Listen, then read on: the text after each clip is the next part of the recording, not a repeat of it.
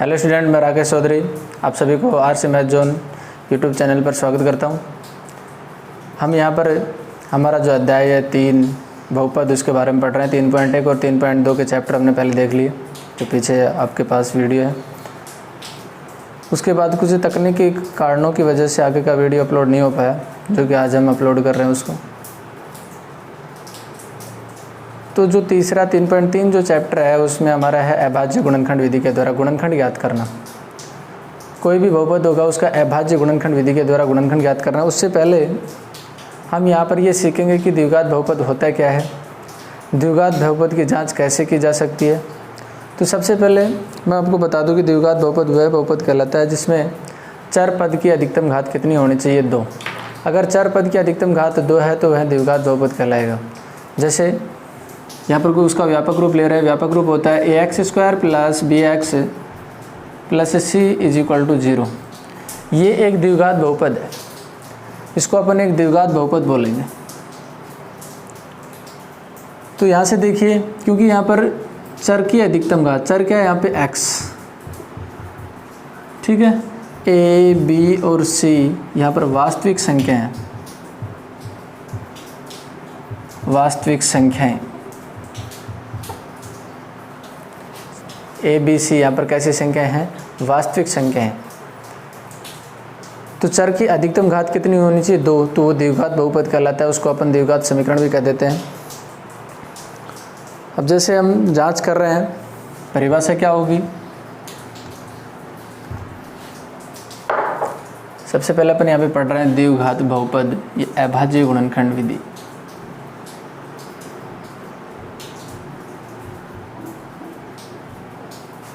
अभाज्य गुणनखंड विधि।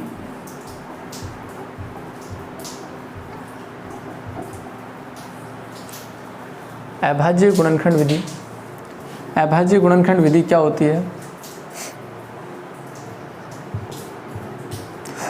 द्विघात बहुपद क्या होता है,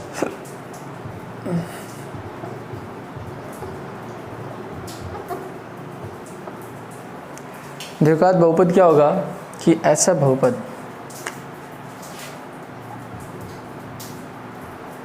वह बहुपद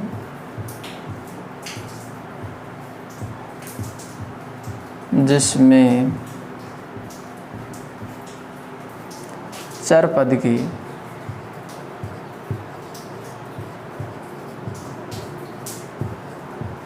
अधिकतम घात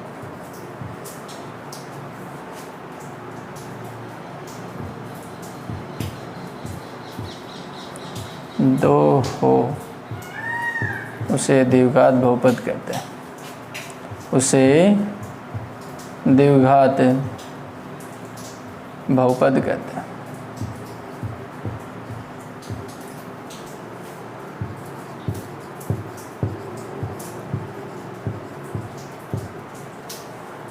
इसका जो व्यापक रूप होगा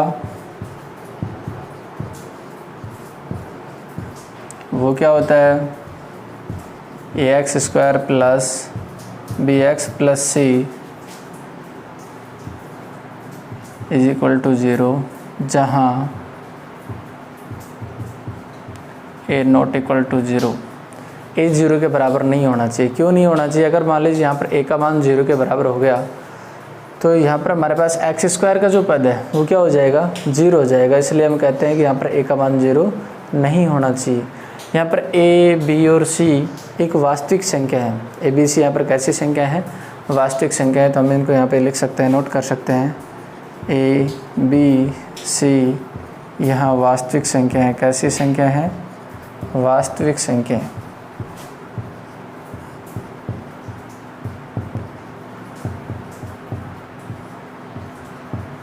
कैसी संख्या है, वास्तविक संख्या। तो ये था हमारा द्विघात बहुपद की परिभाषा। हम इसको द्विघात समीकरण भी कह सकते हैं, ऐसा समीकरण जिसमें चर पद की अधिकतम घात कितनी हो, 2, द्विघात समीकरण कहलाता है। अब जांच करेंगे कि द्विघात समीकरण अपना जो 3.3 है उसमें पहला प्रश्न दे रखा है कि जांच करके बताइए कि द्विघात समीकरण है या नहीं है। जांच करना, अगर मान लीजिए हमारे पास x² का पद आ जाता है तो हम कह देंगे कि यह द्विघात समीकरण है। अगर मान लीजिए x² का पद नहीं आता है तो हम ये भी कह देंगे कि भाई ये द्विघात समीकरण नहीं है।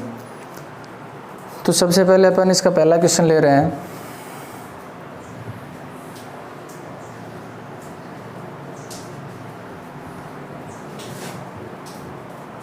इसका जो पहला प्रश्न दे रखा है x into x plus 1 plus 8, x into x plus 1 into में 8 is equal to x minus 2 into x plus 2। इसमें अपने को जांच करना है कि ये द्विघात समीकरण होगा या नहीं होगा। तो सबसे पहले मैं देख रहा हूँ यहाँ पे x को अंदर मल्टीप्लाई कर रहा हूँ, x को मल्टीप्लाई करूँगा, x को x से मल्टीप्लाई किया तो x स्क्वायर हो गया, x को x से किया तो x इंटू में क्या है प्लस में 8 है। यहाँ पर ये कितना है प्लस का 8। यहाँ पर देखिए a प्लस बी और a माइनस बी लग रहा है, जिसको अपन क्या बोल देते हैं a प्लस बी और a माइनस बी क्या हो जाएगा a square minus b square.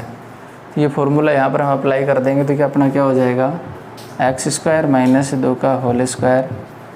यहाँ से x square plus 8 plus x plus 8, यहाँ हो जाएगा एक्स स्क्वायर माइनस का 4। एक्स स्क्वायर से एक्स स्क्वायर कैंसिल हो गया, एक्स प्लस 8 और उधर क्या बच गया माइनस का 4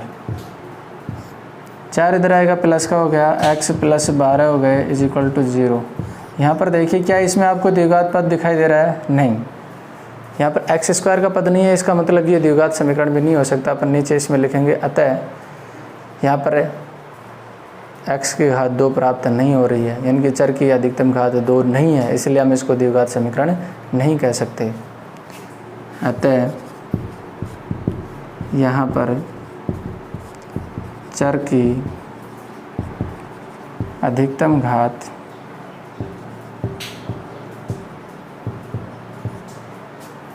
चर की अधिकतम घात 2 नहीं है,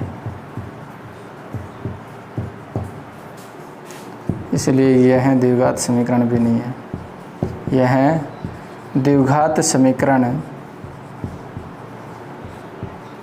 भी नहीं है।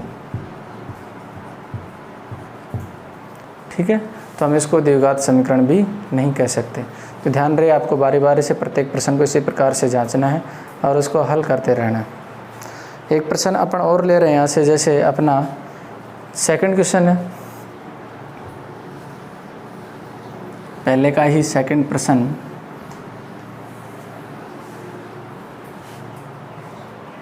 पहले का जो सेकंड प्रश्न रखा है अपने को x प्लस 2 का होल क्यूब, x प्लस 2 का whole cube is equal to x cube minus 4, ये रखा। तो x प्लस 2 का होल क्यूब क्या हो जाएगा, यहाँ पर अपन a प्लस बी का होल क्यूब खोल देंगे। a प्लस बी का होल क्यूब हमारे पास क्या हो जाएगा a cube plus b cube plus 3ab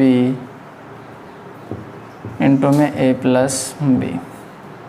ये फॉर्मूला बनेगा अपने पास, ये हो जाएगा एक्स क्यूब प्लस 8 प्लस 3 गुणा एक्स प्लस एक्स गुणा 2 इंटू में x प्लस 2 और इधर हमारे पास एक्स क्यूब माइनस 4 बच रहा है। एक्स क्यूब से एक्स क्यूब कैंसिल हो गया, इधर अपने पास 8 बचा प्लस ये हो गया 6x हो गया इंटू में x प्लस 2, यहाँ से माइनस का 4, 8 plus 6x square plus 12x is equal minus के 4 इधर लेकर आ रहे हैं तो किसका हो जाएगा अपने पास प्लस का हो जाएगा। तो 4 और 8 कितने हो गए 12 हो गए, ये पहले से अपने पास 12 हो गए थे। तो यहाँ से हमारे पास हो गया 6x स्क्वायर प्लस के 12x और प्लस के 12 इज इक्वल टू 0। यहाँ पर देखिए हमारे पास एक्स स्क्वायर का पद आ रहा है, एक्स स्क्वायर का पद आ रहा है, तो हम कह सकते हैं कि यह एक ऐसे समीकरण है, द्विघात समीकरण है, क्योंकि इसमें चर पद की अधिकतम घात कितनी प्राप्त हो रही है 2 प्राप्त हो रही है। तो यहाँ पर अतः यहाँ चर की अधिकतम घात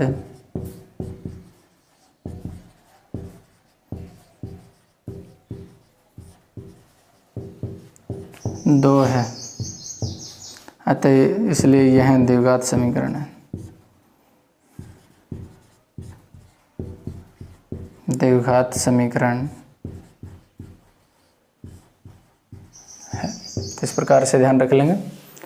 यानी कि चर की अधिकतम की घात कितनी आनी चाहिए, 2 आनी चाहिए। अगर चर की अधिकतम घात 2 है तो हम उसको द्विघात समीकरण कह सकते हैं। बारे बारे से सभी प्रश्नों को इसी प्रकार से हल करना है अपने को। तीसरा और चौथा प्रश्न आप स्वयं करोगे। अब बात करते हैं हम अभाज्य गुणनखंड विधि के द्वारा गुणनखंड ज्ञात करना। जो हमारा दूसरा क्वेश्चन दे रखा है कि गुणनखंड विधि के द्वारा निम्न समीकरणों को हल कीजिए। इसका हम पहला प्रश्न ले रहे हैं।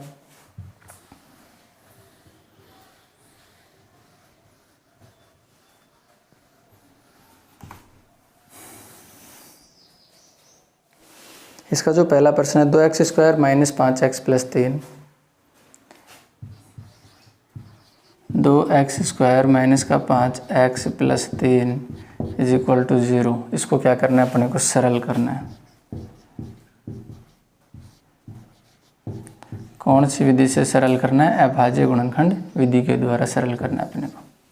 अभाज्य गुणनखंड विधि क्या कहती है कि x² का जो गुणांक है उसको आप अचर पद से गुणा करो। x² का गुणांक कितना है यहाँ पर 2, अचर पद कितना है 3, यानी कि 2 को 3 से गुणा करो, कितना आ गया 6। इससे पहले साइन किसका है? प्लस का, यानी कि जोड़ने पर x का गुणांक आना चाहिए -5। तो हमारे पास 2 टुकड़े हो जाएंगे, 2x² - 3x - 2x + 3 = 0। फर्स्ट 2 में से और लास्ट 2 में से कॉमन ले लेंगे। कहने का मतलब ये था कि गुणा करने पर 6 आना चाहिए, जोड़ने पर -5। तो 3 को 2 से गुणा करते हैं तो 6 आते हैं, और 3 और 2 को आपस में जोड़ देंगे तो कितना आ जाएगा? 5 आ जाएगा। अगर दोनों संख्याएं माइनस की होंगी तो -5 आएगा, और दोनों संख्याएं माइनस की गुणा करते हैं तो क्या आता है? उनका प्लस आता है। तो यहाँ से फर्स्ट 2 में से कॉमन ले रहे हैं, हमारे पास x कॉमन आ गया 2x - 3, यहाँ से -1 कॉमन आ गया 2x - 3 = 0। 2x - 3 इंटू में x - 1 = 0। 2x - 3 = 0, एक के बराबर दूसरे के बराबर 0 ले लेंगे। तो यहाँ से हमारे पास आ गया 2x, 3 का पक्षांतरण कर देंगे, प्लस का हो जाएगा, x बराबर आ जाएगा 3/2। x की वैल्यू कितनी आ गई? 3/2। x का पक्षांतरण, 1 का पक्षांतरण किया, क्या हो गया? प्लस का हो गया। दूसरा x का मान हमारे पास कितना आ गया? 1 आ गया।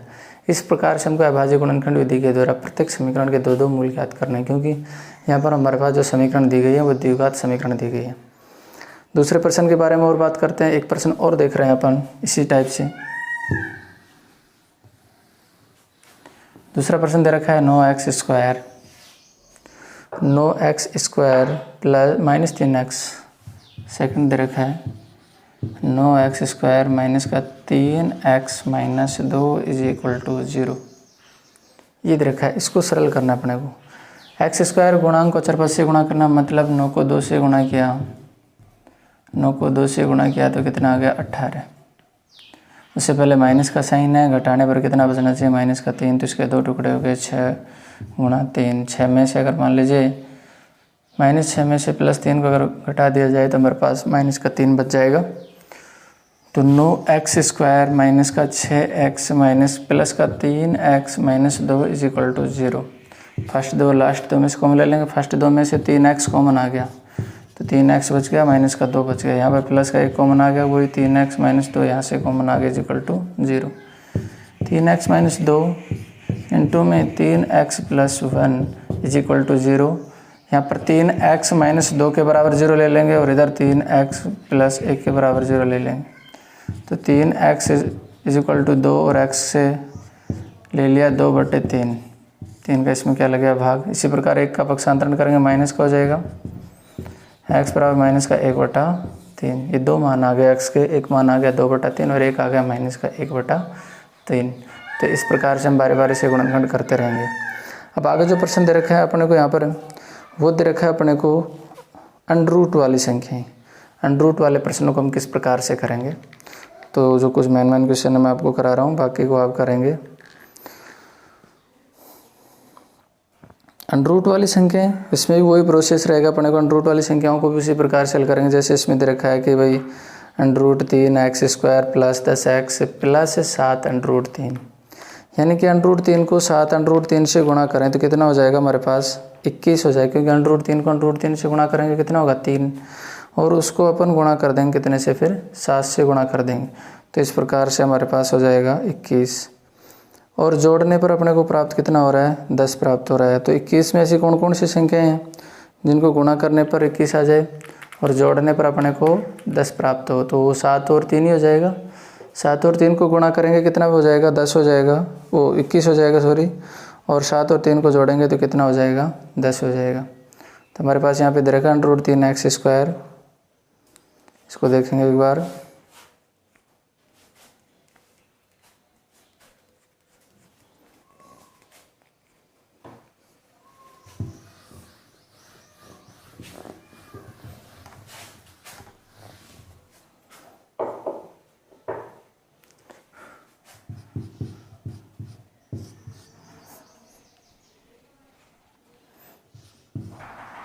√3x² प्लस 10x प्लस 7 √3 = 0, यानी कि गुणा करने पर √3 गुणा 7 √3 गुणा करने पर 21 आना चाहिए, प्लस जोड़ने पर कितना आ जाना चाहिए, 10 आ जाना चाहिए। तो यहाँ से 2 टुकड़े हो गए, √3x² plus 3x plus 7x plus 7 √3 = 0। यहाँ से देखिए √3 कॉमन आ जाएगा, तो इधर √3 और x कॉमन आ गया, तो यहाँ पर तो x बच गया। और यहाँ पर देखिए इसको लिख सकते हैं √3 गुणा √3, 3 को क्या लिखा जा सकता है, √3 गुणा √3, तो वहाँ से एक √3 तो बाहर आ जाएगा और एक √3 अंदर बच जाएगा, तो हमारे पास हो जाएगा √3x, √3 ओनली। यहाँ से 7 बाहर कॉमन आ रहा है, 7 बाहर कॉमन ले लिया तो x प्लस √3 इधर बच गया = 0। उसके बाद हम इधर से देखें तो ये और ये दोनों में कॉमन आ रहा है, तो x प्लस √3 कॉमन ले लिया और एक हमारे पास क्या बच गया, √3x प्लस 7 = में क्या आ गया, 0 आ गया। ठीक है, इसके बराबर 0, इसके बराबर 0, तो x प्लस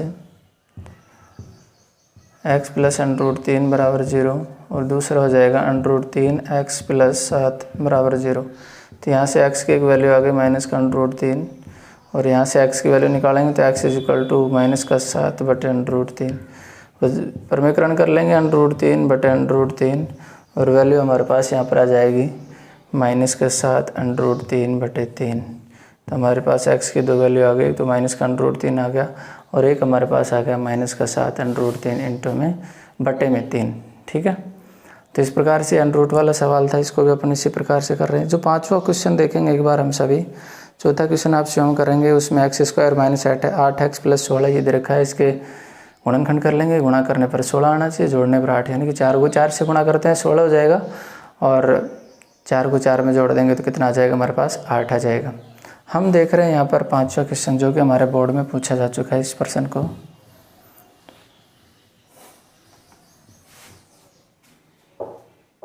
पाँचवा प्रश्न दे रखा है 1/x - 2 प्लस, आगे दे रखा है 2/x - 1 बटा 6 बटे x, और आगे दे रखा है कि x का मान 2 और 1 नहीं होना चाहिए, x का मान नॉट इक्वल टू 2 और 1, क्योंकि अगर मान लीजिए x का मान 2 हुआ यहाँ पर रखा हमने, और ये 0 हो गया तो इन्फिनिटी मान आ जाएगा। 1 रखा यहाँ पे तो ये भी 0 इन्फिनिटी हो गया, और 2 में भाग दिया तो फिर इन्फिनिटी हो गया, 0 हो गया, और 2 में भाग देंगे तो क्या आ जाएगा, 0 का किसी भी संख्या में भाग देते तो इन्फिनिटी आता है, जिसको कि सवाल को हम आगे हल नहीं कर पाते। तो यहाँ से ये दोनों मान नहीं हो सकते, हम आगे इसको सरल कर रहे हैं, लघुत्तम ले लेते हैं। यहाँ तो लघुत्तम x - 2 और x - 1 ही आ गया, x - 2 का भाग दिया तो x - 1 बचा, प्लस x - 1 का भाग दिया तो x - 2 बराबर 6 बटे x। यहाँ से देखिए ऊपर हमारे पास आ गया 2x, यहाँ पर 2 और गुणा इसके साथ, तो 2 को और अंदर गुणा करूँगा मैं, तो ये हो जाएगा x - 1 प्लस 2x - 4, नीचे गुणा करूँगा तो x² हो जाएगा, माइनस का x माइनस का 2x और प्लस के 2 = में 6 बटे में x, और सरल कर रहा हूँ, 3x हो गया, माइनस के 5 हो गए, नीचे देख रहा हूँ x² माइनस के 3x प्लस 2 = 6 इंटू 6 बटे x हो गया। आगे सरल कर रहे हैं इसको, इसका इधर पक्षांतरण कर दिया, x को इधर गुणा कर रहे हैं तो 3x² हो गया, माइनस 5 से गुणा किया तो 5x, 6 से गुणा कर रहे हैं 6x² माइनस के 18x और प्लस के 12, पक्षांतरण कर रहे हैं 6x² माइनस का 3x², उधर जाएगा माइनस का हो गया, ये उधर जाएगा प्लस का हो गया, तो माइनस के कितने बच गए 13x बच गया, प्लस के 12 = 0। यहाँ से 3x² प्लस का बच गया माइनस का 13x प्लस 12 = 0। गुणा करने पर 36 आना चाहिए, जोड़ने पर 13 हो जाना चाहिए। ऐसी कौन कौन सी दो संख्या हैं? तो हमारे पास दो संख्या हैं, एक तो 9 है और एक 4, जिनको गुणा करें तो 36 आता है, 9 चौक 36, और 9 और 4 को जोड़ते हैं तो कितना आ जाता है 13 प्राप्त होता है। तो यहाँ से हमारे पास 9 और 4 हो जाएगा 3x² माइनस का 9x माइनस का 4x प्लस 12 = 0। फर्स्ट दो में से 3x कॉमन आ गया तो x माइनस 3 बच गया, यहाँ से 4 कॉमन आ गया तो वही x 3 बच गया बराबर 0। 3x माइनस 4 और x माइनस 3 = 0। यहाँ पर 3x माइनस 4 बराबर 0 दे रखा है, x माइनस 3 = 0, तो एक x की वैल्यू 3 आ जाएगी हमारे पास, और दूसरी x की वैल्यू निकालेंगे तो 3x बराबर 4, x बराबर क्या हो जाएगा 4/3। तो हमारे पास x के 2 मान आ गए यहाँ पर। तो ऐसे सवालों को अगर पहले मान लीजिए आपको द्विघात समीकरण बना के नहीं दे रखे है, तो सबसे पहले अपना काम बनता है कि हम उसको क्या करें, द्विघात समीकरण में परिवर्तित करें। द्विघात समीकरण में परिवर्तित करने के बाद हमारा वही प्रोसेस रहेगा, यानी कि अचर पद को x² गुणांक से मल्टीप्लाई करें, गुणा करने पर वो संख्या आनी चाहिए। फिर उससे पहले अचर पद से पहले साइन किस चीज़ का है, प्लस का है माइनस का है, जोड़ने पर या घटाने पर हमारा जो x का गुणांक है वो आ जाना चाहिए। ऐसी दो संख्याएं अपने को लेनी होती हैं। तो इसी प्रकार से ये सवाल था। छठा प्रश्न हम स्वयं कर लेंगे। सातों प्रश्न अंडरूट वाला है, उसको मैं थोड़ा सा बता देता हूँ आपको कि गुणा करने पर 6 आ रहा है, जोड़ने पर 2 अंडरूट 6 कैसे प्राप्त होगा।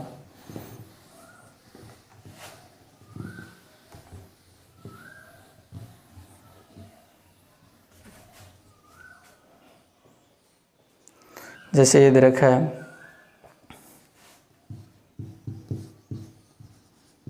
3x² माइनस का 2 अंडरूट 6x प्लस 2 = 0।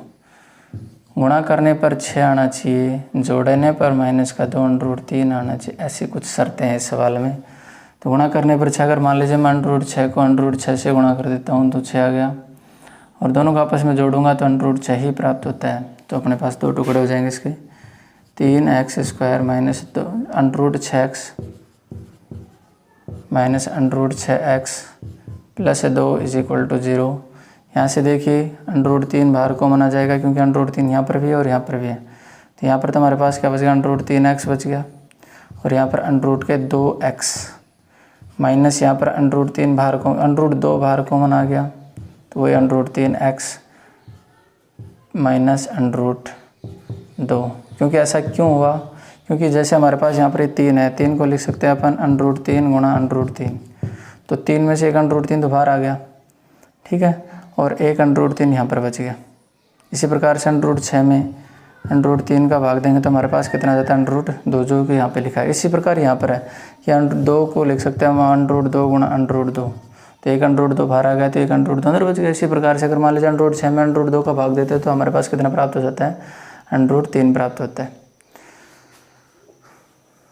तो हमने ये टुकड़े कर लिए। अब कॉमन ले लेते हैं, कॉमन भी ले लिया हमने, तो हमारे पास ये कॉमन आ रहा है अंडरूट 3x माइनस अंडरूट 2, ठीक है, और दूसरा हमारा पास हो गया अंडरूट 3x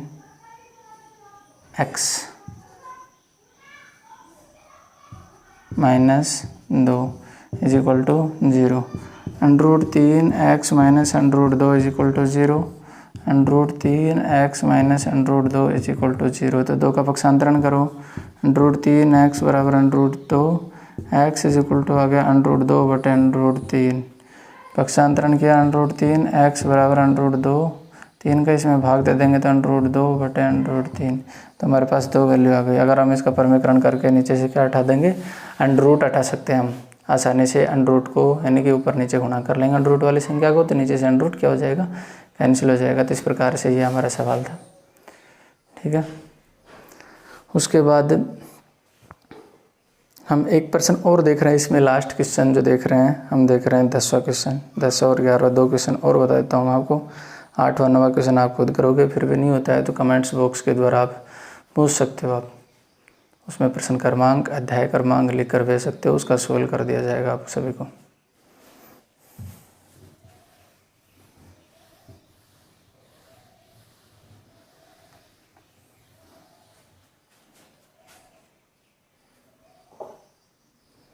यहाँ पर देखिए, जैसे अपने को 10वां क्वेश्चन दे रखा है, ये दे रखा है 4x² minus 4a² plus a⁴ minus b⁴ is equal to 0। यहाँ से देखिए अपन क्या कॉमन ले सकते हैं, गुणा करने पर तो ये आना चाहिए, 4 को a⁴ माइनस b⁴ से गुणा कर दिया तो गुणा करने पर ये आना चाहिए, प्लस जोड़ने पर हमारे पास माइनस का 4a² बचना चाहिए। देखिए मैं इसको इस प्रकार से कर सकता हूँ, माइनस का 2a² प्लस b² गुणा माइनस 2a² माइनस b²। ये दो टुकड़े हम कर सकते हैं, क्यों? क्योंकि यहाँ पर देखिए इसको हम लिख सकते हैं a² का होल स्क्वायर माइनस b का होल स्क्वायर। तो a² माइनस b² का फॉर्मूला बन गया, और a² माइनस b² क्या होता है a प्लस b, और a माइनस b। 4 को मैंने क्या लिख दिया, मैं 2 गुणा 2 और माइनस माइनस को प्लस गुणा करूँगा तो क्या हो जाएगा, प्लस हो जाएगा। जोड़ कर देख लेते हैं, माइनस का 2a² और माइनस का 2a², ये तो जुड़ गए। यहाँ पर देखिए ये माइनस का 2b² हो जाएगा, और इसको अंदर गुणा करेंगे तो माइनस माइनस प्लस, प्लस का 2b², तो ये कैंसिल हो जाएगा हमारे पास, और हमारे पास ये बच जाएगा माइनस का 4a²। इसका मतलब ये दोनों गुणनखंड हो सकते हैं, इसके ये दो टुकड़े हो सकते हैं। इन दोनों टुकड़ों को मैं लिख रहा हूँ, 4x² minus 2a² plus b² into में x minus 2a² minus b² into में x plus a⁴ minus b⁴ is equal to 0। यहाँ से हम दो में से कॉमन लेंगे, फर्स्ट 2 में से कॉमन ले रहे हैं। फर्स्ट 2 में से हमारे पास 2 कॉमन आ गया, x कॉमन आ गया, x बचा माइनस का, और इधर हमारे पास बच गया माइनस a² प्लस b²। इसी प्रकार इनमें से देखें तो यहाँ से a² माइनस b² यहाँ पर ही और यहाँ पर भी मिलेगा, यहाँ से 2 टुकड़े कर लेंगे तो यहाँ से ये हो जाएगा माइनस का a² माइनस b² कॉमन आ गया, अंदर बच गया 2x minus a² plus b² is equal to 0। यहाँ से x minus a² plus b² ये तो हमारे पास कॉमन आ गया, दूसरा कोष्टक बन रहा है 2x minus a² minus b² is equal to 0। एक एक के बराबर 0 ले लेंगे, x 2x है यहाँ पर, sorry 2x minus a² plus b² बराबर 0, और यहाँ से हो जाएगा 2x minus a² minus b² is equal to में क्या हो जाएगा 0 हो गया। तो यहाँ पर 2x ये उधर जाएगा, प्लस का हो गया a² प्लस b² और 2 का इसमें क्या लग जाएगा भाग, a² प्लस b² बटे 2। इसी प्रकार ये 2x a² minus b² x into हो जाएगा a² माइनस b² बटे में कितना आ गया 2। तो हमारे पास ये 2 वैल्यू आ गई x की। तो इस प्रकार ये टुकड़े करने का थोड़ा सा आप यहाँ पर ध्यान रखोगे कि कैसे कैसे इसके 2 टुकड़े प्राप्त हो रहे हैं। तो ध्यान रहे इसके कैसे टुकड़े प्राप्त हो रहे हैं। इसके a² का होल स्क्वायर b² का होल स्क्वायर चेंज कर लिया, जो कि a प्लस b और a माइनस b प्राप्त हो हमारे पास। लास्ट क्वेश्चन अपना बच रहा है, इसमें 11वां क्वेश्चन देख रहे हैं इस चैप्टर का। दूसरे का जो 11वां दे रखा है उसको और देख लेते हैं, फिर ये हमारा अध्याय खत्म हो जाएगा।